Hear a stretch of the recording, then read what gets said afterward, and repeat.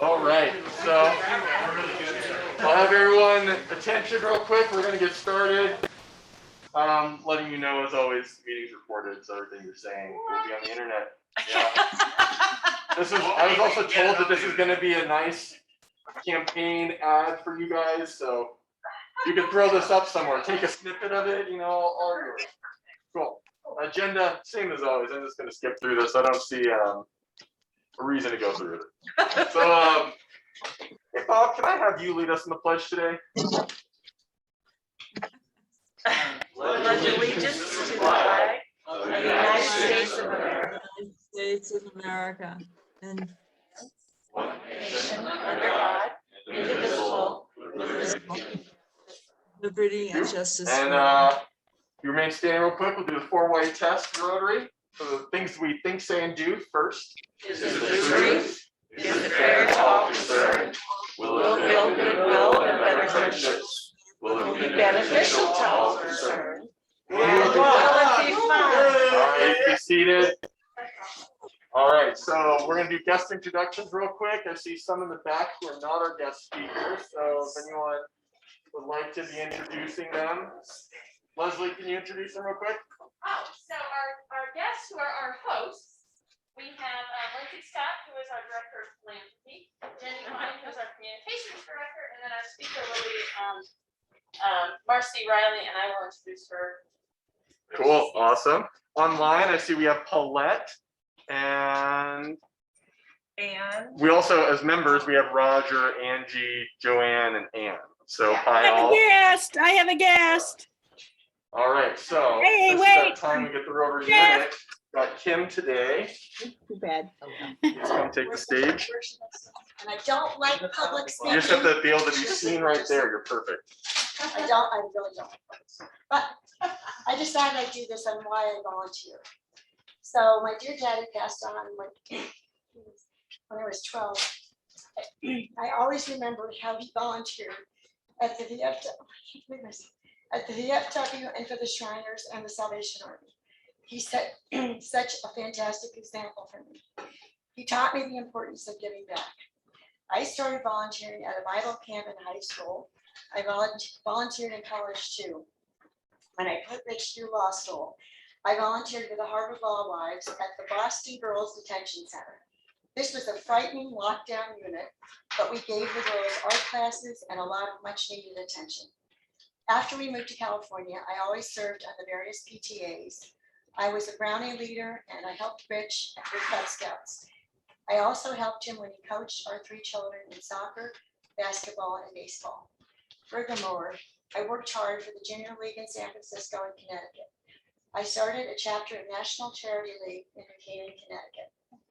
My current volunteering includes the Lafayette VFW Auxiliary, the Salvation Army, PEO, and mentoring our greenhouse scholar Vera from Ghana. We are grateful that all 3 of our children and their children volunteer, which is important to us, and we all need to keep setting the example for our future generations. Sorry I got emotional, but my father was fantastic, and that was my defining moment in my life. Appreciate you giving us your minute and telling us why you volunteer. Well, that said, I've got a couple announcements, updates for everyone. Just a reminder about the cocktail hour. I haven't seen an email of any RSVPs. I don't know if anyone's directly. Okay. Oh. Yeah, so if you're interested Yes, in coming, please please let us know. RSVP so we can kind of get a figurative head count. It'll be helpful. And if you're bringing like a partner or any family members or anything like that, or friends or guests, let us know. You can send it to me, be helpful, but you can also send it to Kim. And then also feel free to bring food. If you want to bring anything to share, that'd be really great. So that said, the next announcement is about Rotaract. So on December 1st, the club over here at CDU is going to be doing homeless care packages, and they're going to have puppies on site. So I know that's exciting for many of you, but there's something called Collar Scholars, and they're dogs in training for service. So if you're interested in helping them, you have to go through the youth protection district work, so we can get that information to you. You can reach out to me or Marty, and definitely, they would love to have guests come and help, but I'm pretty certain that we'll have some folks up there to help them. So that's on the 1st of December. And last week, Jay, I had the pleasure of going to their meeting and doing a little career thing. Oh, good. And they are such, if you haven't met these students, they are wonderful. So I encourage you to attend the meeting here. Awesome. Yeah, it sounds like I've talked to them quite a bit and been on a lot of calls with them, and they're really gung ho. So they'd love to have more interaction. And I think right now we're the most involved club in the city. So definitely want to keep that up. How many kids are Rotary? They have a huge email list. But as far as the ones that show up, I would say maybe 10 to 15 show up to the meetings. They would like to get more. Well, I think, yeah, there are definitely ways we can help them with that. And so I would definitely like to explore that a little bit more with that Rotary Club. And we do fund them about $525 a year. And that's part of their club's overhead cost in order to be an operating club on campus. Well, I do have some district updates, and I think Anne was participating in these too, but did anyone else go to Rotary 101 or using social media here? No? All right, Anne, I have you online. I don't know if I see you online. Perfect. Yeah, Do you wanna, let me get the audio going for you guys real quick. And Joanne does have a guest. Oh, cool. Oh, Joanne, real quick, do you want to introduce your guest? I think it's her cousin. I spoke to her yesterday. Okay. Oh, maybe she's not there. I don't know.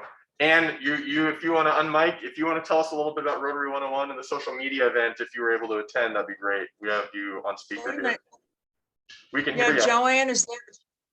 Joanne is muted and I see her Oh, guest. yes, standing that's my behind her. guest. But Patsy Nelson from Albuquerque. All right. Thank you. Great to have you, Nelson. Thank you. Patsy Nelson. Can you put it on screen? No. All right, and we got So you. my, I don't know. how okay, to- about Rotary 101, I didn't go to that one and I don't think I got a recording of it, but I will. And using social media, I don't think that's until December 7th or something. Yeah. Oh, So okay. I will, I'm signed up for that, so I'm going to that, but that's my report. Thanks for letting me know you wanted to know about that today. Sorry, Did anybody go to Rotary 101? Not this one. Oh. Yeah. not this one, but Paulette and I went in October, November, and I'll find out when the next one is because it's a great thing to give to anybody who, for all of us, but anyone that's onboarding into Rotary. So Yeah, they've said in the district they want to do it quarterly, so I think we should be expecting quarterly, to see it. okay. Yeah, probably sometime in February, March of next year. Yeah, the other stuff that people have already heard about, license plates. So if you've seen that survey come out, I think we got a report back 2 weeks ago that they were at halfway to getting the number of petition signers to get the Rotary license plate for Colorado. So if you are even vaguely interested in it in the future ever, please go and sign the petition. It's not an obligation. It just is a petition signing that there should be one. So if you think there should be one, go sign it. If you don't sign it. But I will tell you, they're really funny to see around when you're driving around in like Illinois and California. You see little Rotary here. They're pretty fun. So with that, we will move on to our most generous part of the meeting, which is Happy Bucks. For those who are unfamiliar, this is a time where you can donate a little bit of money to the club, and in so doing, also share something for the good of the club or of interests that you want to share with people. So today, I'm going to get started online. Does anyone online have any Happy Bucks to share? Oh, me. Joanne. I'm doing so well, and I've had my wonderful cousin and my sister was here last week, and I'm just doing great. So I'll be writing a check for $50. I think we're all happy to hear that. Thank you, Yeah. Joanne. Thank you. Anyone else? Yeah. Anyone else Yes, online? I celebrated can you hear me? It's Ann. Yeah, I celebrated my birthday on Sunday and I saw Tosca, which was fabulous at the Buell. Everybody was masked and we had our vax cards out. And it was a lot of fun. And I will mail my birthday check to Mary Beth. Thank you. It's fun. Happy birthday. Happy birthday. Happy birthday. Yeah. Thank you. Thank you. Anyone else online? Not today. Terry, do you have any today? I do, but I just realized I left my wallet in the car. Okay, well, we'll take your whole wallet after the meeting. All right, what are your happy bucks today? Well, actually, I'm happy, but not happy. So my sister lives on Fish Creek Road in Estes Park, and the Oh, fire started actually a mile and a half down the road from them. But they were glad when the winds were blowing east. But at the same time, I'm sorry to hear that the guy flying the tanker they found it and he died in the crash. So apparently it was the first Yeah. time of having night vision work for putting out fires. So there's a lot of investigation going on to why it crashed. Wow, that's interesting. Yeah. So, but my sister and their house and everything is fine. So, but that was an anxious morning yesterday. Because we couldn't get a hold of them for a while. But all is well. Leslie. I'm happy Jay is back from Hawaii. There was an absolute cluster of cords over there, and I managed to get everything hooked up, and by some fluke, put the Zoom screen people on the big screen. So Jay can't do that, but somehow I managed that. So that's pretty awesome. But I don't think I could duplicate it. And then of course I forgot to plug in the computer. So I have to apologize for all the people on Zoom that the computer lost power. So that's why the program went black for you.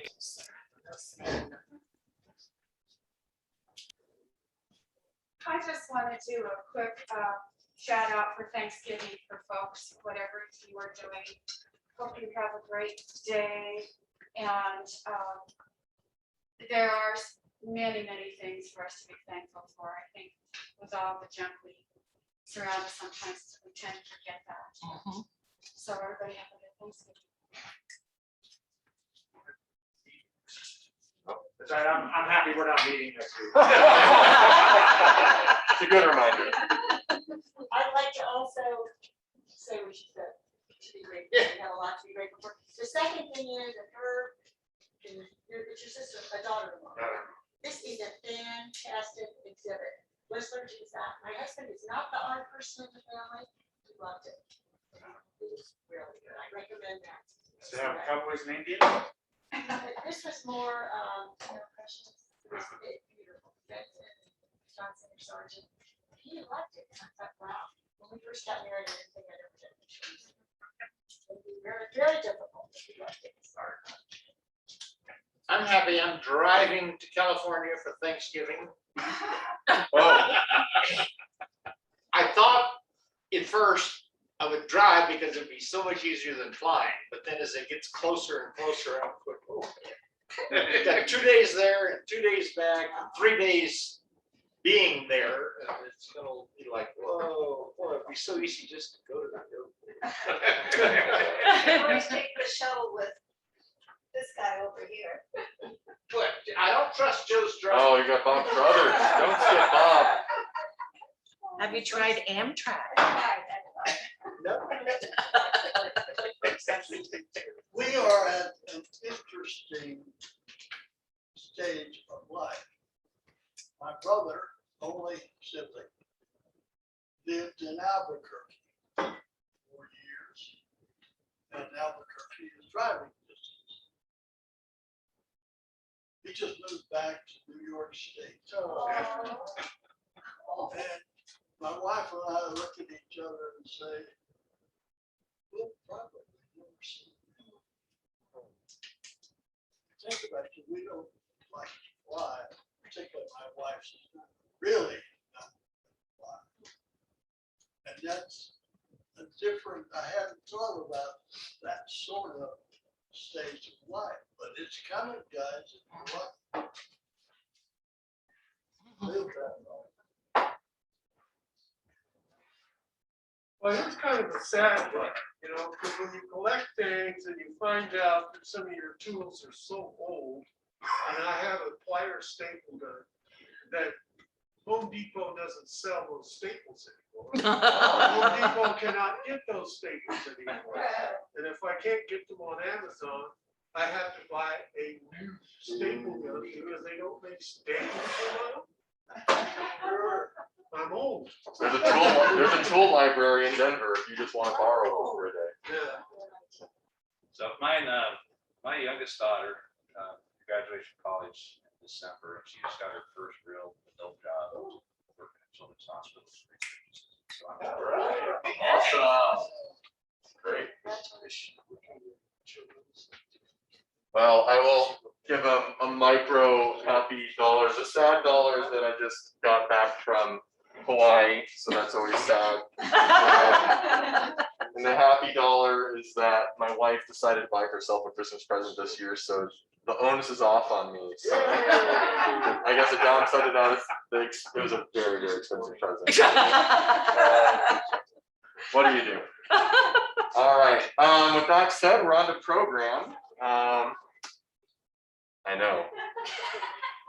Leslie, would you like to do an introduction for our guest speaker today? I'll introduce Marcie. So she was born and raised near Tampa, Florida, went to the University of Central Florida and got her degree in elementary education. She taught 5th grade math and science for 5 years until her husband got a job at Ball. And that's what brought him to Colorado about 2.5 years ago. They have 2 dogs, 2 cats.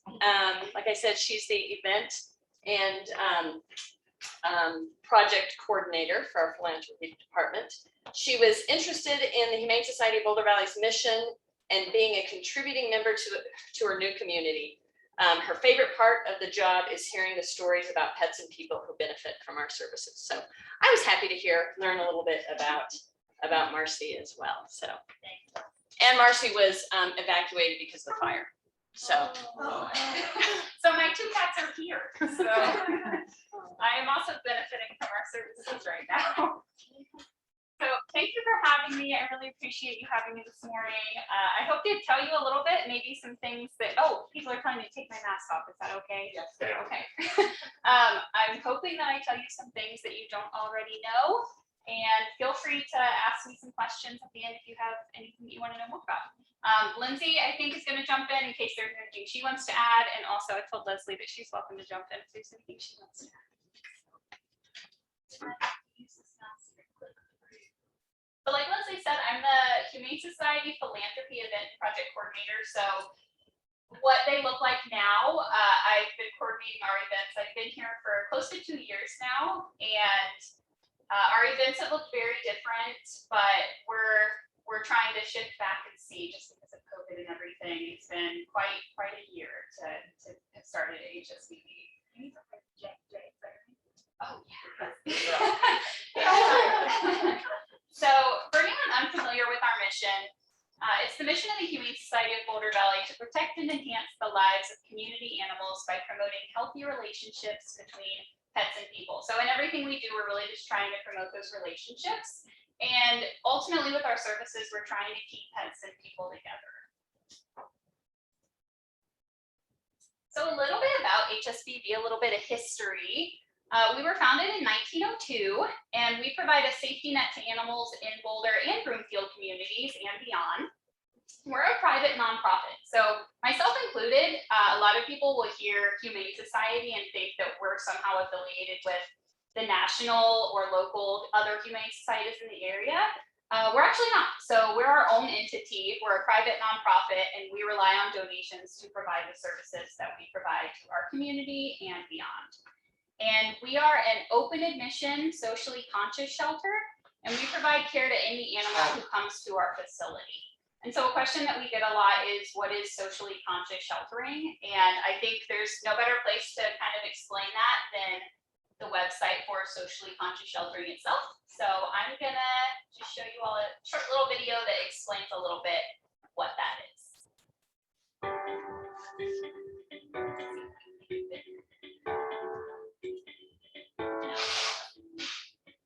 Animal shelters across the country are doing amazing work for homeless pets. Many have adopted an innovative and compassionate philosophy aimed towards caring for animals, socially conscious sheltering. Socially conscious sheltering is a humane, transparent, and thoughtful model of how shelters will best support vulnerable animals. There are 8 tenets of socially conscious sheltering. Place every healthy and safe animal. Ensure every unwanted or homeless pet has a safe place to go for shelter and care.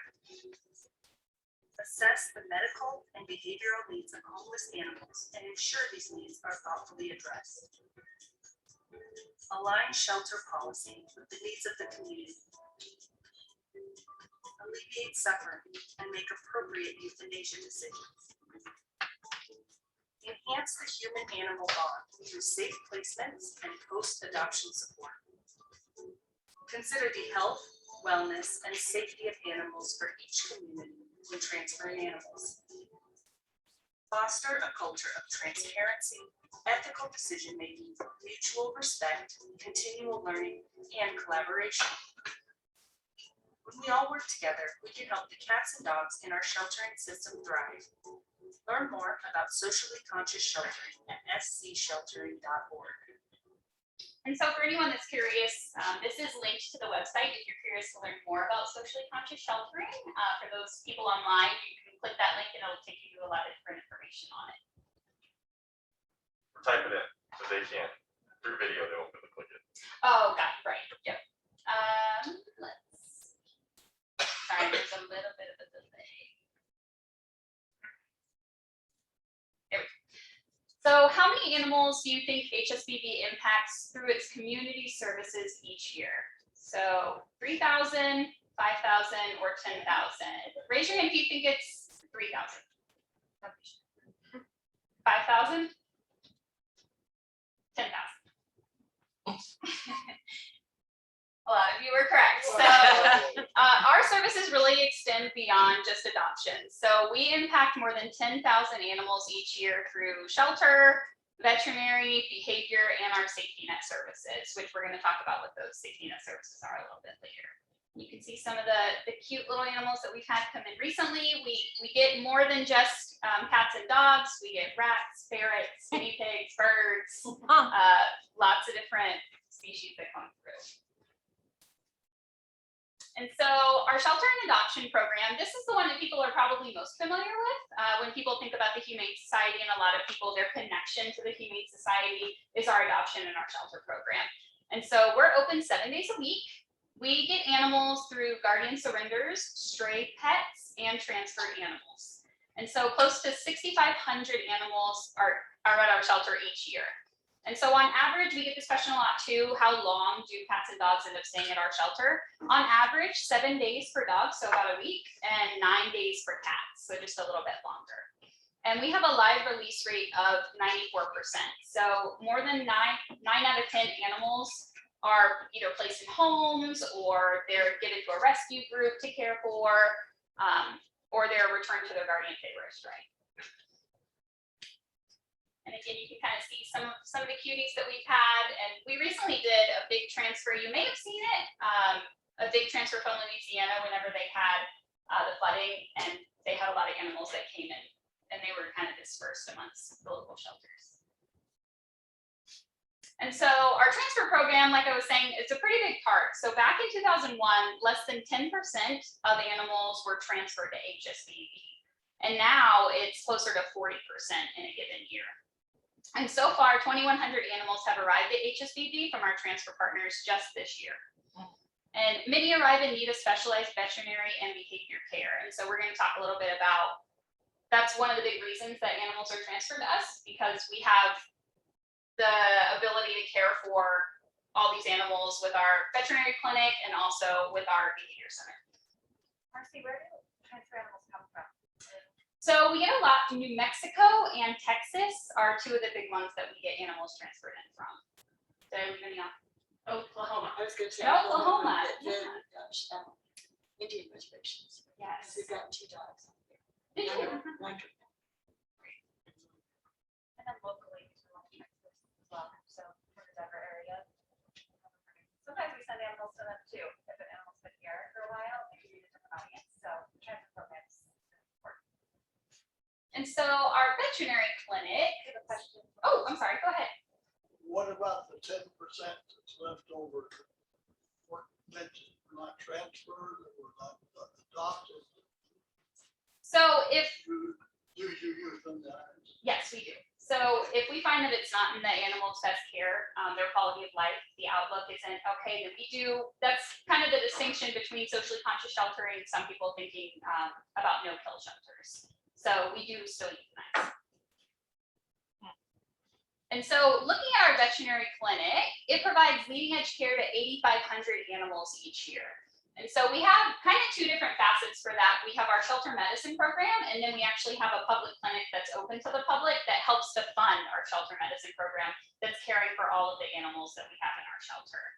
And so that also helps provide safety net services. So like I said, we're going to talk about those in a bit here, but that's looking at providing care for people who maybe can't afford it or are out of work for a time. We help provide services to those people as well. And all of our staff are fear-free certified, so meaning that we're using positive reinforcement and we're making sure that we're making situations not stressful and really making it a positive experience for animals when we can.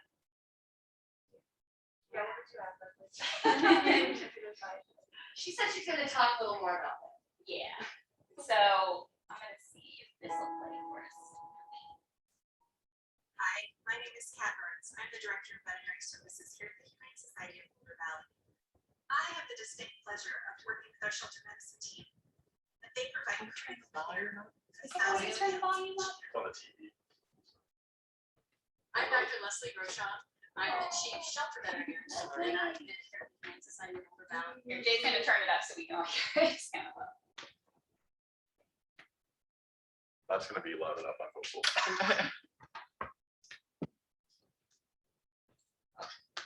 Society of Boulder Valley. I have the distinct pleasure of working with our shelter medicine team, and they provide critical care for thousands of animals each year. I'm Dr. Leslie Groshon. I'm the Chief Shelter Veterinarian, and I've been here at the Humane Society of Boulder Valley since 1994, 27 years. Our veterinary hospital uses really innovative treatment protocols to give many pets second chances. These are pets like Casey. Casey is a story I'm so excited to tell you. Coming to you live from transport. We've got 5 fans headed to Colorado this morning. Casey was part of just a routine transfer that arrived. And shortly after he was put in his kennel by the transfer team, we noticed that he was having probably a seizure. He was really, seemed very, very distressed. And a lot of people went to help him. He came over to the clinic and then he seemed almost normal.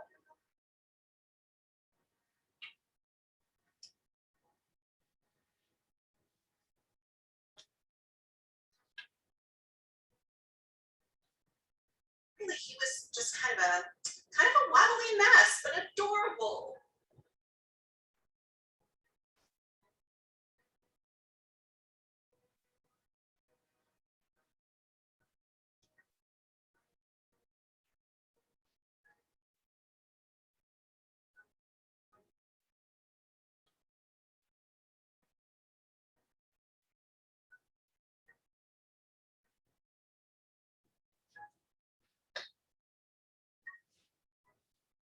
Beauty and the reason we so love our foster parents is because they're with those animals, 24 hours a day.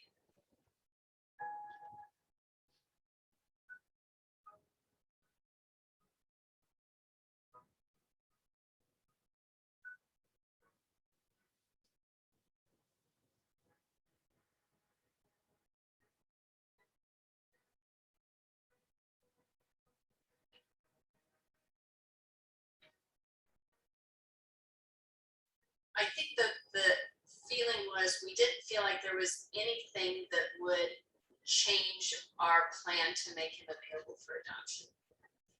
Because he was always a happy puppy.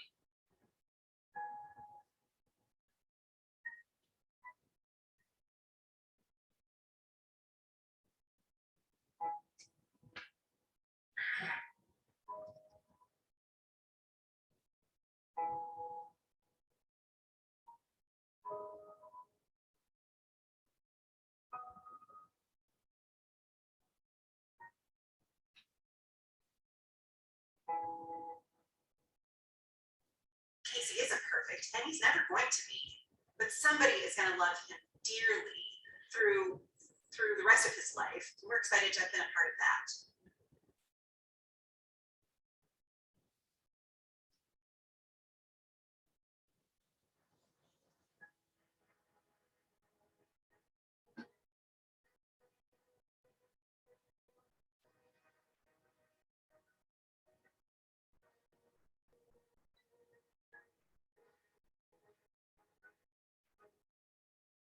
It's critical that our shelter medicine program evolves to meet the emerging needs of local animals who need help, those animals that are out of state and arrive to us through our transfer partners, and those relationships that we can support through veterinary medicine.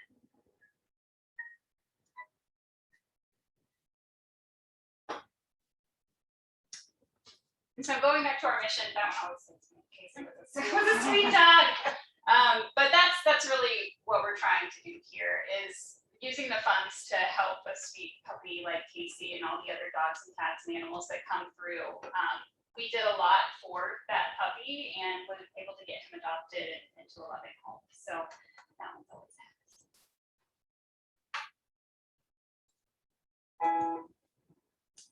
And so one of the other really big parts of our program is our training and behavior program.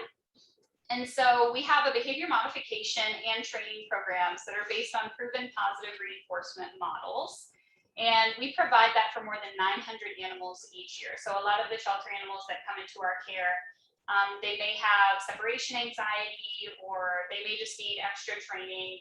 And our team is incredible and provides that to them daily. And we have a public training center that's also open to the public.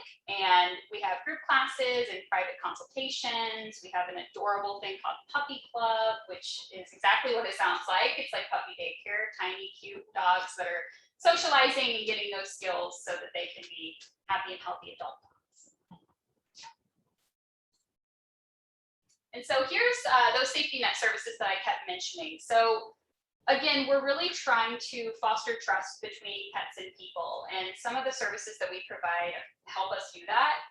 We have a pet food share program, so it's an anonymous program where people who maybe can't afford food or don't have food for their animals are able to just come up. We have a bin that sits outside of our facility, and they can just come by and grab dog food, cat food. We have cat litter that's available, pet supplies, leashes.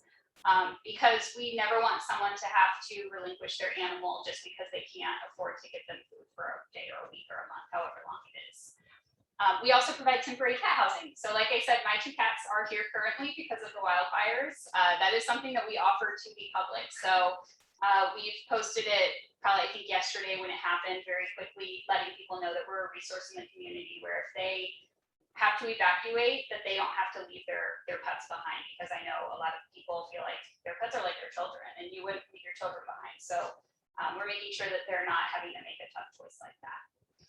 And we also provide urgent veterinary care. So like I said, we've had many people come to us and not able to afford veterinary care. And just like we wouldn't want pet food to be a barrier for people, we also don't want veterinary care to be a barrier as well. So we offer discounted veterinary services and also essentially grants for people who maybe can't afford to provide that care for their animals. And finally, we do behavior consultations. So if we have someone adopt an animal, we give them free or half off discounted behavior consultations so that they can continue those services with their pet. Last year with COVID, obviously, all that still is, right?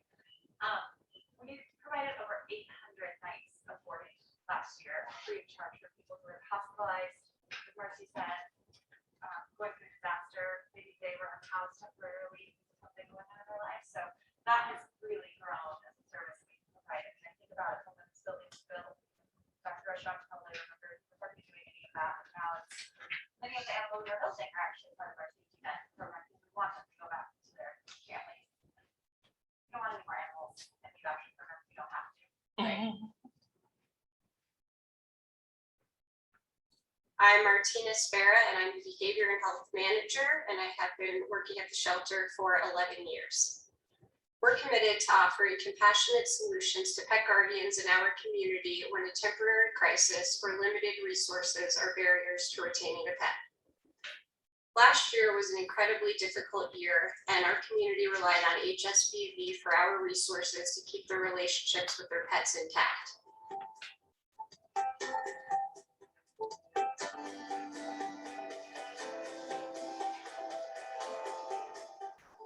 The safety net program's main goal is to provide the tools and remove some of the barriers that we see guardians facing. Some of the services that we offer include temporary pet housing, free pet food and supplies, and discounted veterinary care and behavior support.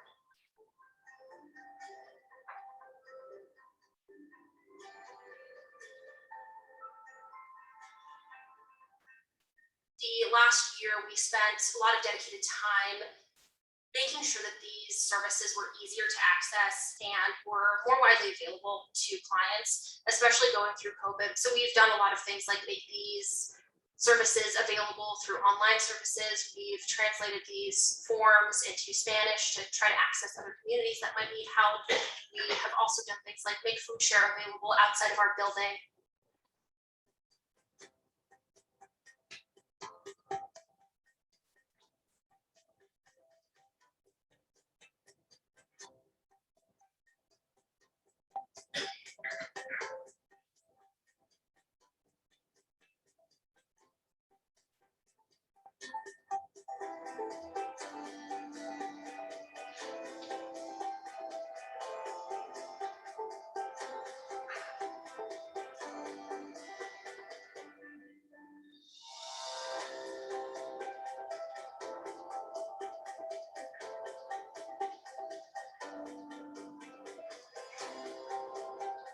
Seeing these people go from what could be the worst day of their life to us being able to assist and maintain that relationship and keep that pet at home is a really happy thing for me. Whenever I get to talk to a client and be able to let them know we can help and help make the situation better for them and their animal, it's really one of my favorite parts of my job.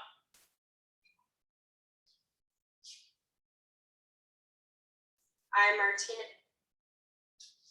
So a part of that includes raising funds for the Humane Society of Boulder Valley, and this is where my team comes in.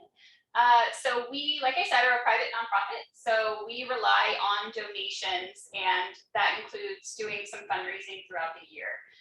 We have 2 annual events. Like I said, they've looked very different this last year. We had to do some virtual things, some hybrid things. But we found that our community still showed up for us, regardless of what we had to change and what we had to do. Those 2 events are Doggy Dash. Has anyone here ever been to Doggy Dash? Anyone know people that have been? And Putting on the Leash, which is more of a gala that we had done in the past. And approximately $2 million is raised annually through these events, including the events, grants, individual gifts, workplace giving, etc. So that's what we fundraise annually on average. I'll give a question. Yes.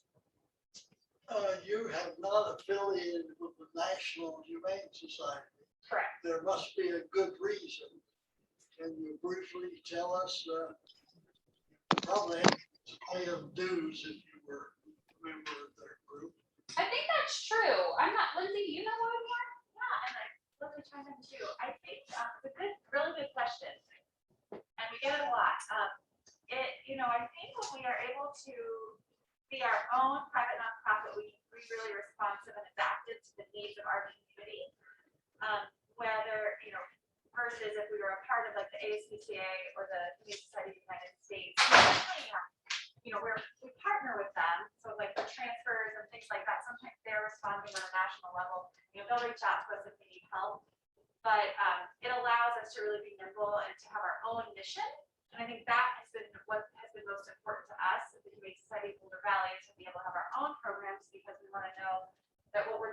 actually impacting our community. And the funds that we are able to raise, can go directly to the animals in our community, where we just have less control over that when you're a part of these larger groups.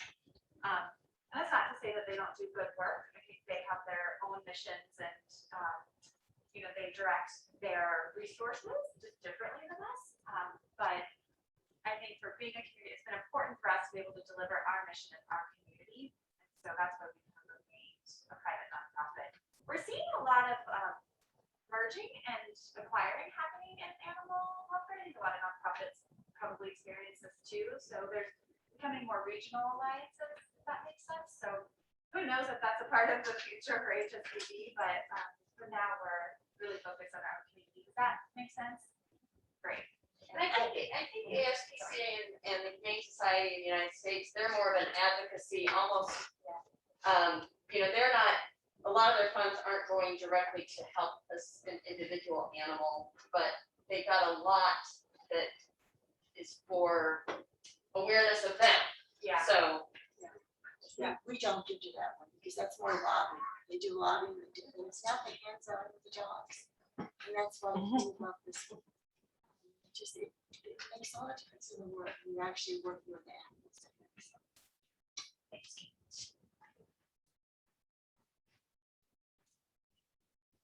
So I know I've said every part of these slides is a big part of Hsbv, but our volunteer program, we could not do what we do without the volunteers that we have here. And we have about 900 volunteers annually, and they put in about 40,000 hours total.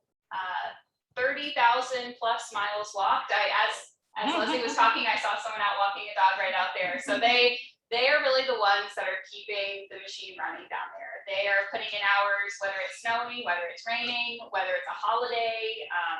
While some of us may be sitting at home on Thanksgiving, we have volunteers that are coming in, spending their time with the animals. So we really could not do it without them.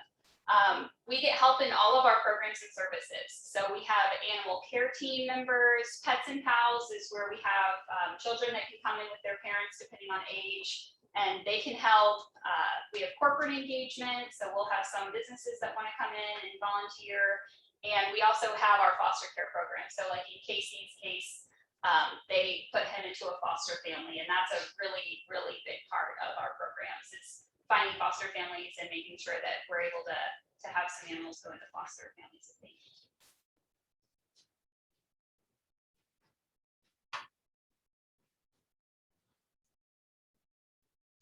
And so our community needs have changed since 2001 when our current building opened.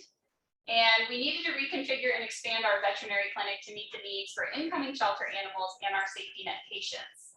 And so we are hoping to embark upon this exciting endeavor in the first half of 2022. Well, Leslie or Lindsay, did you want to add anything to this one? You know a bit more than I do about this. That'd be helpful. Is that helpful so people don't have to? Yeah, I don't have to turn around. If you stand in the yellow box, people online will Tons be. of things. Leslie's gonna actually be living in it. If you stand over here, I am living in the it. people online can see you better. Oh, They probably not see me. Guys, the back of you. Yeah, so as Marcie talked about 2001 a couple of times, because that's when this campus was built. We've been here since the 70s, but in 2001, this beautiful building was built. And at that time, we were mostly doing a lot of spay neuter. Leslie was doing a lot of spay neuter and kind of routine wellness care for pets. Because our population of animals has changed so much since that time, and that 40% of our animals are now coming from other communities. They have different needs, as well as the safety net program that we talked about, where we're providing discounted veterinary care to the public. That has grown so much. And so what we really need to do is reconfigure our veterinary clinic space to essentially meet those modern needs of the animals in our care. And that team downstairs, Leslie and her team, are working in a postage stamp. I mean, they are so creative, and they've been so adaptive, and they've turned a restroom into an x-ray room, and they had a card table in the lobby to be able to assist more clients. And Those piecemeal adjustments, we've just reached our limit, and so it's time to reconfigure. And we're gonna be able to meet the needs of now and hopefully well into the future by not actually having to expand a ton, but we will, our goal is to be able to actually just bump out the clinic a little bit. Right now, it kind of stops right here. We're looking to add about 1,800 square feet. And the whole project is gonna cost us about $5 million to do. Yeah, it's just the cost of construction, right? So we are currently undergoing a fundraising campaign for that. We're what's called in the quiet phase. So we're talking to a lot of donors who might be able to make like lead gifts in our community. And then what we're going to be doing next year is probably opening it up to like more of a public campaign and asking for donors to support this so that we can get it over the finish line and really raise all that $5 million. So it's really exciting, so needed. And we're going to be adding some isolation space for those transfer animals. We're going to be adding more exam rooms. And what would you add? What would be the benefit? Would you say? I think we're able to provide more care to owned animals, and then that helps to feed, because how do you fund all that care? We fund it, we don't fund it all from fundraising and donations. We fund it by charging for our veterinary services for what they're worth. And then because we're a nonprofit, that money filters over to support the animals in need or the people who don't have the money. You know, somebody adopts they find an adorable puppy on Craigslist. They want to get this puppy for their family. Maybe they don't know about shelters. They get the puppy home. It breaks, has vomiting, diarrhea. They go to the emergency clinic. They're told that they need to cough up $5,000 for parvo or the puppy's going to die. So we support those people, and we'd much rather help that puppy stay with its home than than to treat it and then adopt it to somebody else. So by kind of right sizing our clinic space to provide care for community owned normal people who can afford to go anywhere for their pet care, if they come here, then that helps to fund care for the other animals. I think that's yeah. What percent of your business, your clients, come from outside Boulder County?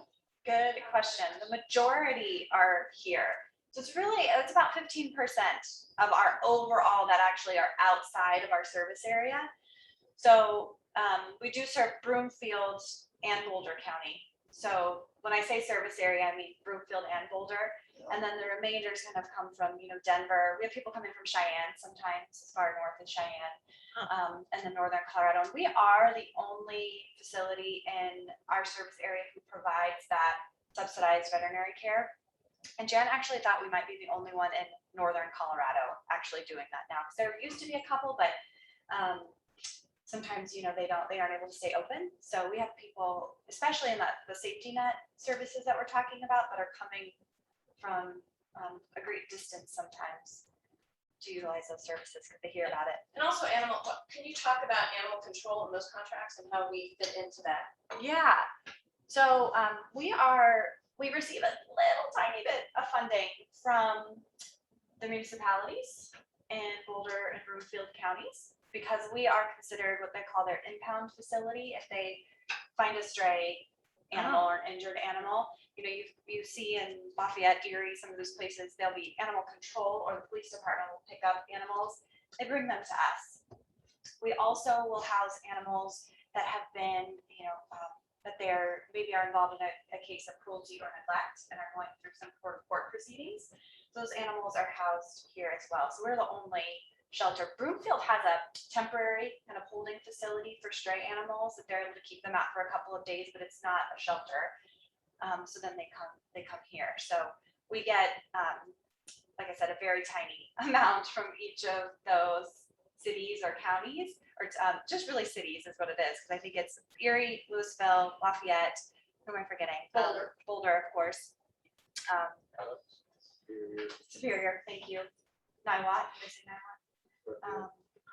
Part of Lions. Yes.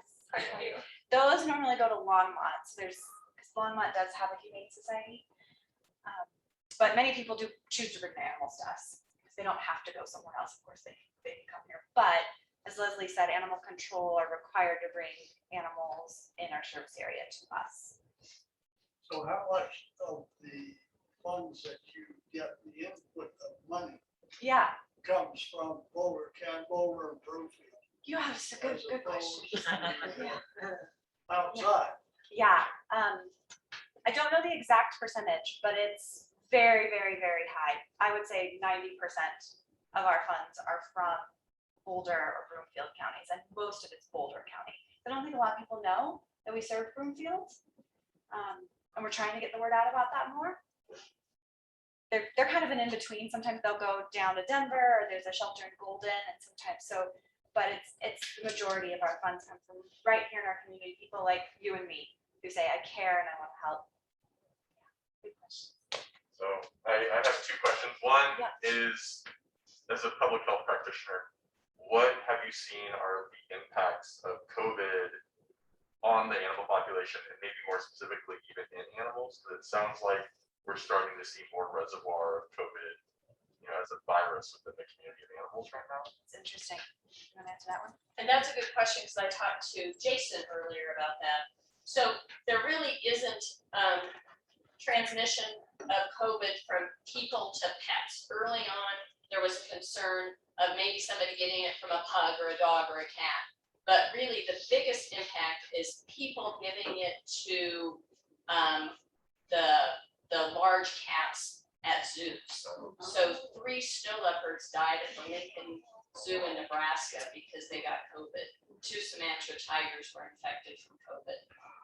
And then the other population that is also really sensitive are ferrets and mink. So they've had to depopulate hundreds of thousands of mink on mink farms in Europe, in Canada, and that group is trying to advocate for some different ways to not have to just kill all those animals. Yeah. So it's more of a reverse zoonosis thing. Yeah. I mean, well, that's what happened with the flu. In 1919, we saw that the flu virus went into the zoonotic phase again, and that's why we keep having these resurgences like swine flu. They're all descendants of that original. Right now, I've heard that they're saying like 90% of deer in the US have COVID. Right, so that's another, big and there's a lot of viruses that kind of, that's how COVID happened. Viruses kind of mix and stay under the radar in different populations and then spike and affect somebody else. So it's probably never going to go away because there's variants of flu viruses and coronaviruses and everything. So. All right, so more of an operations question. I also, for 7 years, on the board of a nonprofit for some animals in Georgia. And one of the big questions is always in sheltering costs, what is the per day cost per animal average? What does that look like here? It's pushing $400 per day. Per day, Sorry. just per day, not the. Average cost per animal is about $400 right now. Yeah. Steve just ran the numbers actually. So if we divide that by our average length of stay, what is that? So you said 7 to 9 days, so. Yeah. So somewhere around by 8, so that'd be like $50 a day. Yeah. And some animals, of course, require a lot more, and some animals are just, they arrive, they're lovely, they have no medical conditions, they go right in the adoption center and out the door the same day. So that's 7 to 9 days that we were talking about, which is when they arrive, and then they receive an exam from our behavior and health team. That team decides if they need behavior care or medical care. If they need medical care, they'll go over to the clinic, or Leslie will take a look at them. And so it's actually quite swift, and that's been a big priority for the leadership team and the veterinarians, is how can we make this as efficient as possible so that these animals don't have to be in our shelter for very long, because that's when we see disease. That's when they're stressed, right? As lovely of a shelter as this is, it's still a shelter, it's not a home. There's a lot of transition that they're going through, so we want them to get out as quickly as possible, and the team does an amazing job of doing just that. So that's a good question about the per day. It varies, of course.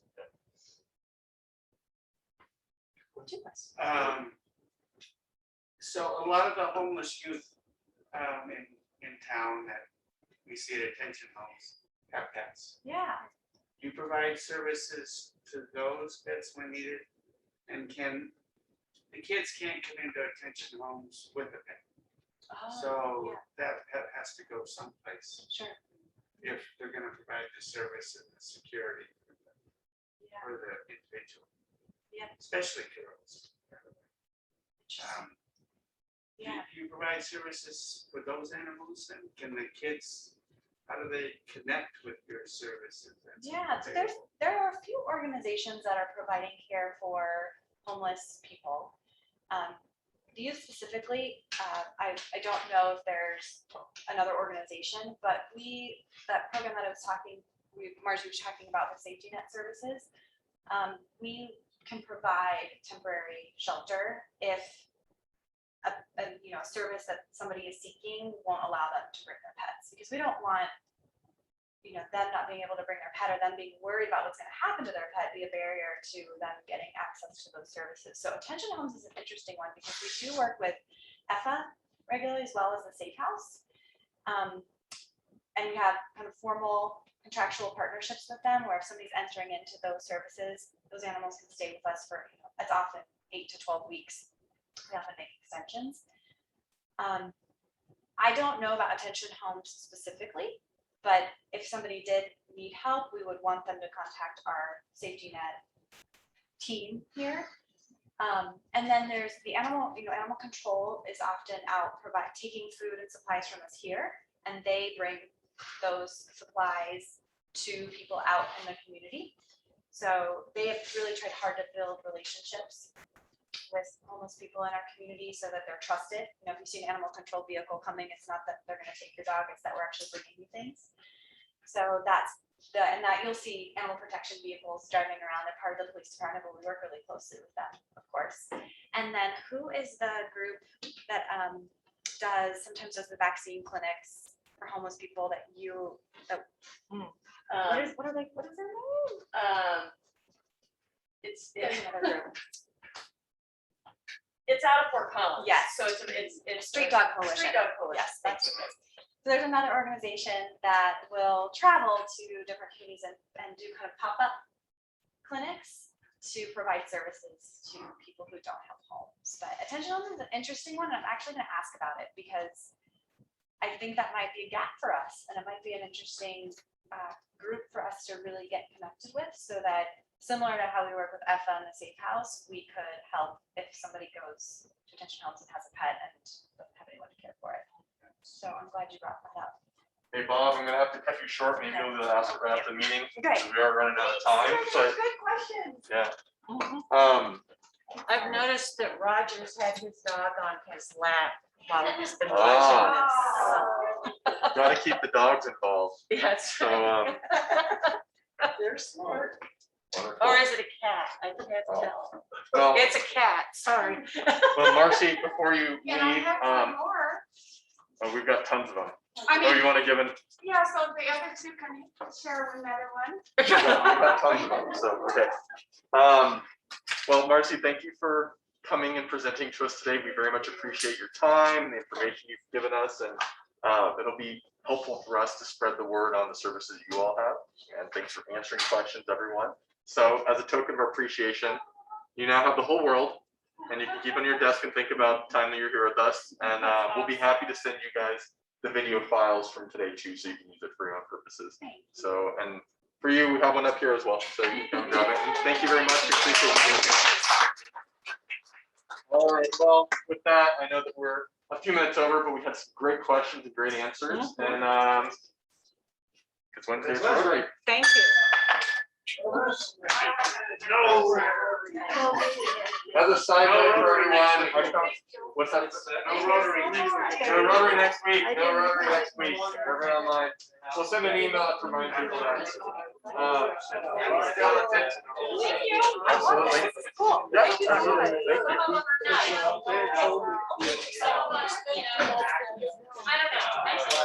No, they'll let you do that.